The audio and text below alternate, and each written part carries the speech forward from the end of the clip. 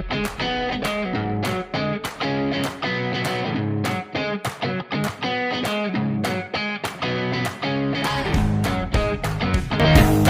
semuanya, perkenalkan, saya Febriana Vanessa Capricorn Putri dari Program Studi Gizi Program Sarjana Universitas Respati Yogyakarta. Sebagai seorang ahli gizi, persiapan sebelum bertemu audiens adalah langkah penting agar edukasi dan konsultasi berjalan efektif.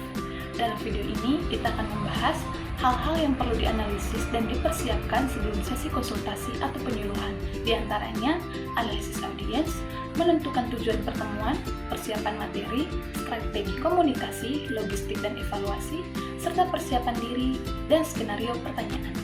Yuk kita mulai! Langkah pertama adalah memahami siapa audiens kita. Beberapa aspek yang perlu dianalisis di antaranya, yang pertama itu profil demografi, seperti usia, jenis kelamin, tingkat pendidikan, dan latar belakang sosial budaya.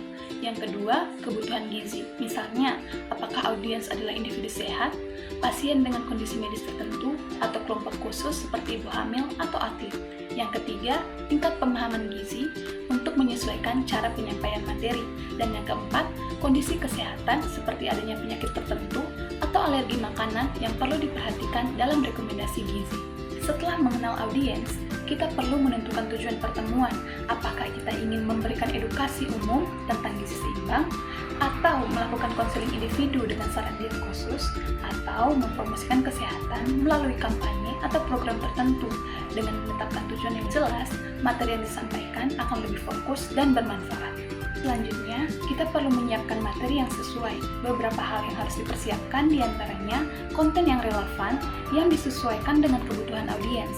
Yang kedua, data pendukung seperti jurnal ilmiah atau rekomendasi dari organisasi kesehatan, serta alat bantu visual seperti infografis dan presentasi agar penyampaiannya lebih menarik.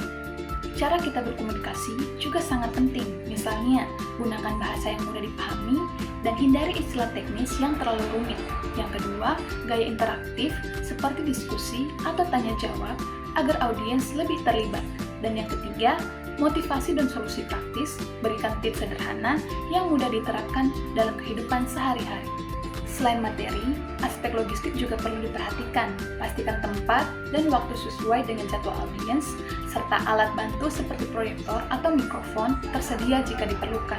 Setelah sesi selesai, lakukan evaluasi dengan kuesioner atau survei untuk mengukur pemahaman dan kepuasan audiens. Jangan lupa juga menyiapkan rencana tindak lanjut bagi mereka yang membutuhkan konsultasi lebih lanjut. Terakhir, sebagai seorang ahli gizi, kita harus terus mengasah keterampilan dengan memperbaharui pengetahuan berdasarkan informasi terbaru, melatih komunikasi yang baik agar presentasi lebih menarik, dan menyiapkan jawaban untuk pertanyaan yang mungkin muncul, serta materi tambahan jika diperlukan. Dengan persiapan yang matang, kita bisa memberikan edukasi yang lebih efektif dan berdampak positif bagi audiens. Itulah langkah-langkah penting yang harus dipersiapkan sebelum bertemu audiens. Semoga video ini bermanfaat dan bisa membantu kalian dalam memberikan edukasi gizi yang lebih baik. Sekian dan terima kasih. Sampai jumpa.